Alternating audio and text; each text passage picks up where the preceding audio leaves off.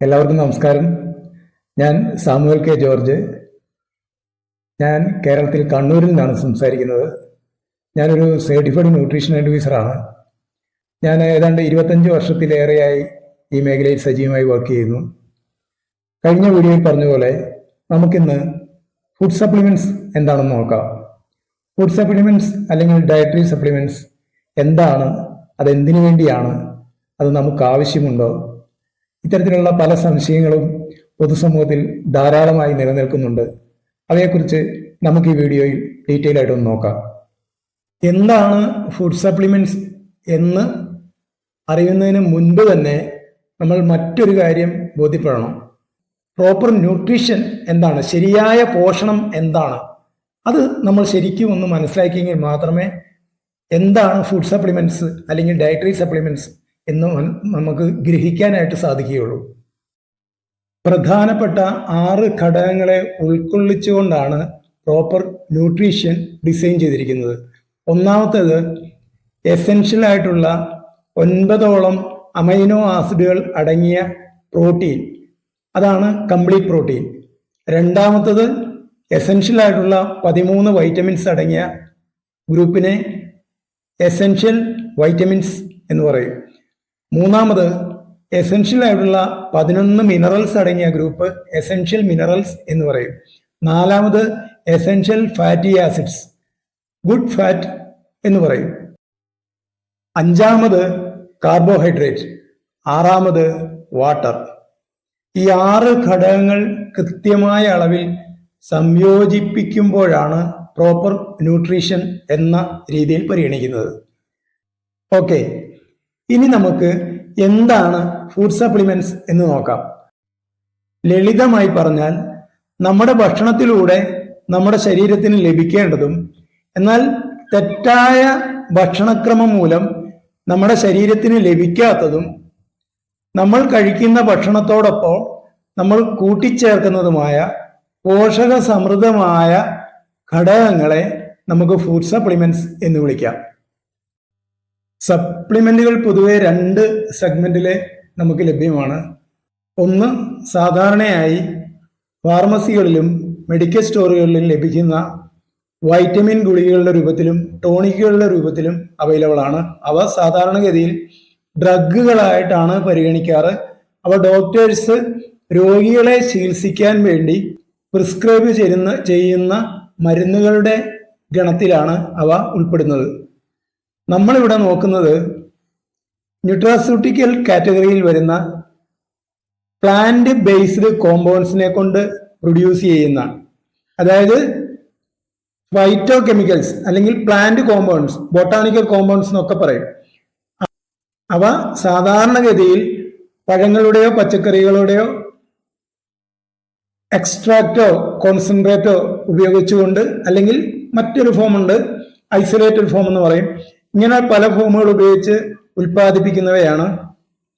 അവ സാധാരണ മരുന്നുകളുടെ കാറ്റഗറിയിൽ വരുന്നവയല്ല. അവ മെഡിക്കൽ സ്റ്റോറുകളിൽ വിൽപ്പനയ്ക്ക് വെക്കുവാനും പാടുള്ളതല്ല.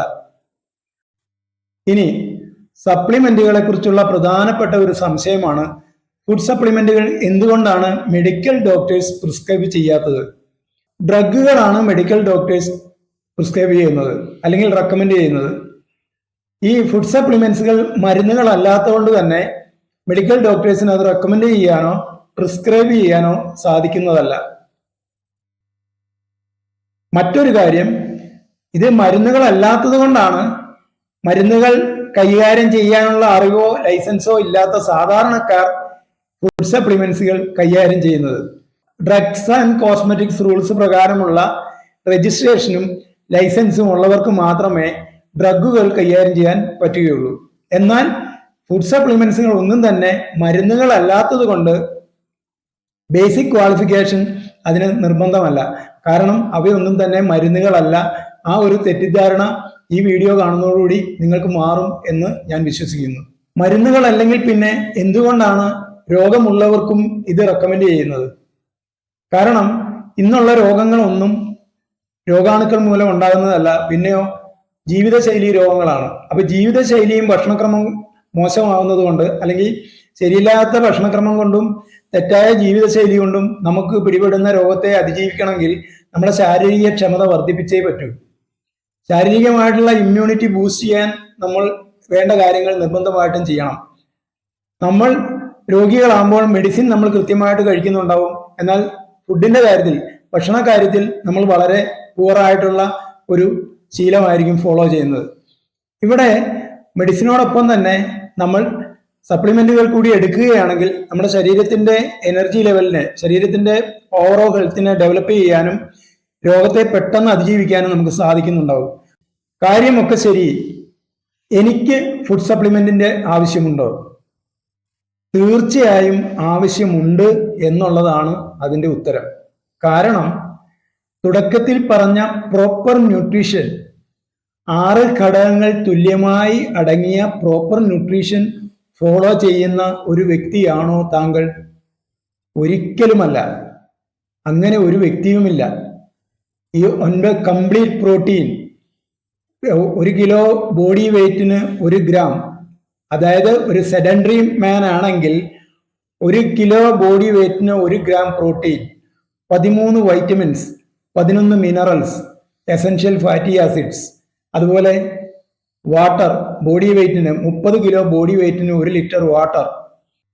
ഈ രീതിയിൽ ഭക്ഷണത്തെ ഉപയോഗിക്കുന്ന ഒരു വ്യക്തിയാണ് എങ്കിൽ പോലും അവിടെ ന്യൂട്രീഷണൽ ഗ്യാപ്പ് സംഭവിക്കാറുണ്ട്.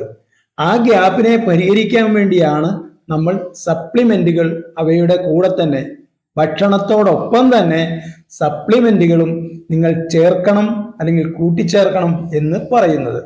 അപ്പോൾ പൂർണ്ണ ഹെൽത്തിയായ ഒരു വ്യക്തിയാണെങ്കിൽ പോലും നിങ്ങൾ കഴിക്കുന്ന ഭക്ഷണത്തോടൊപ്പം തന്നെ നിങ്ങൾ സപ്ലിമെന്റുകൾ ആഡ് ചെയ്യുമ്പോൾ നിങ്ങളുടെ ശരീരത്തിന് പ്രോപ്പർ ആയിട്ടുള്ള ന്യൂട്രീഷൻ സപ്ലൈ കിട്ടുകയും ശരീരം ശരിയായ രീതിയിൽ പ്രവർത്തിക്കുകയും ജീവിതശൈലി രോഗങ്ങൾ ആ ശരീരത്തെ വിട്ടുമാറിപ്പോവുകയും ചെയ്യും.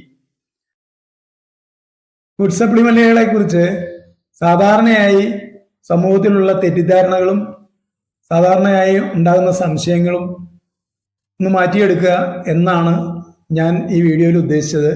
ഏതാണ്ട് എല്ലാ സംശയങ്ങളും അതിൽ ഉൾപ്പെടുത്തി എന്നാണ് ഞാൻ വിചാരിക്കുന്നത്.